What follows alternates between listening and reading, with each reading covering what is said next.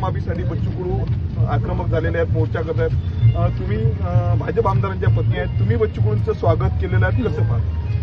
बच्चू कडूंकडे पूर्ण आपला सर्वांचा पाहण्याचा दृष्टिकोन म्हणजे एक ते खरोखर जनतेचे नेते आहे आणि ज्यांना पण समाजामध्ये खरोखर गरज असते, मग ते अपंग असो दिव्यांग असो, त्यांच्या ते नेहमी पाठीशी उभे असतात आणि शेतकऱ्यांसाठी ते हे मोर्चा काढतात आहे. तेव्हा मला असं वाटलं की हे माझं कर्तव्य आहे की आपण त्यांचं स्वागत करावं.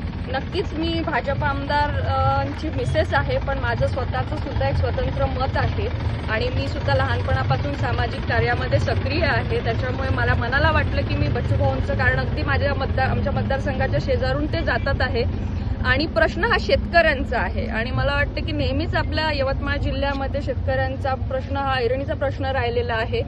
बच्चू भाऊंचं मी एक आपले वैयक्तिक संबंध म्हणून आणि शेतकऱ्यांसाठी असलेलं आंदोलन म्हणून याच्यासाठी मी आपलं समर्थन दाखवायसाठी इथे आलेले आहे. तुमचे आमदार पती आहेत, त्यांना तुम्ही सांगणार आहात की सरकारकडे